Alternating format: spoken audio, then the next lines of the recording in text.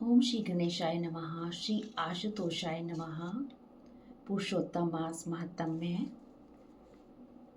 अध्याय 31।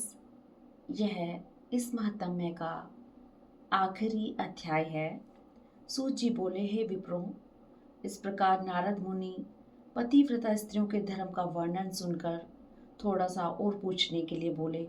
नारायण कहने लगे, हे बद्रीपते, आपने दानों में उत्तम कांसी को संपुट कहा, सो कारण इसका विस्तार पूर्वक हमसे कहिए।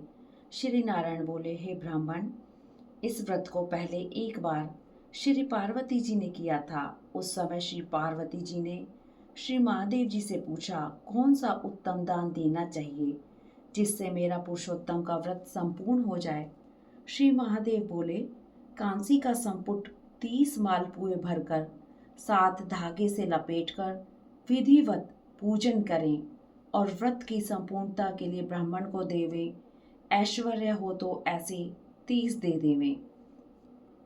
इस प्रकार महादेव जी के उपकार करने वाले सुंदर वचन सुन सब लोगों का हित चाहने वाली श्री पार्वती जी प्रसन्न होकर विद्वान ब्राह्मण को 30 संपुट देकर अत्यंत आनंद को प्राप्त हुई।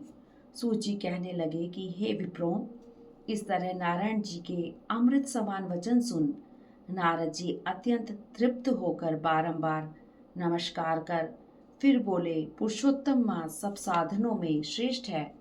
मैंने सब महात्म्य सुन ऐसा ही निश्चय किया है, जिसके सुनने मात्र से ही भक्ति से मनुष्यों के महापाप का नाश हो जाता है। यदि श्रद्धा और विधि से किया जाए तो बस कहना ही क्या है। मेरी बुद्धि से ऐसा ही प्रतीत होता है। इससे आगे हमको और कुछ भी सुनना बाकी नहीं रहा, क्योंकि मैं इस कथा रूपी अमृत से अत्यंत तृप्त हो गया हूँ। इस तरह वह सूत जी ब्राह्मणों का आशीर्वाद लेकर ब्राह्मणों की प्रदक्षिणा कर प्रणाम करके अपना कृत्य करने के लिए गंगा जी की ओर चल दिए।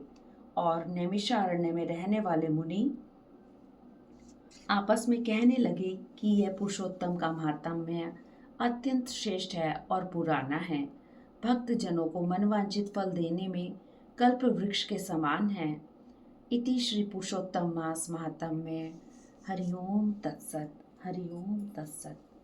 ओम नमो भगवते वासुदेवाय। वासुदेवाय हरि वासुदेवाय। वासुदेवाय हरि वासुदेवाय।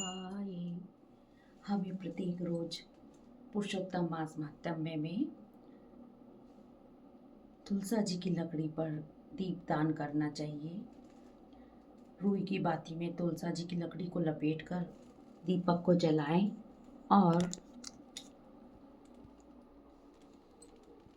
अपने पुरुषोत्तम महात्म्य को सार्थक करें।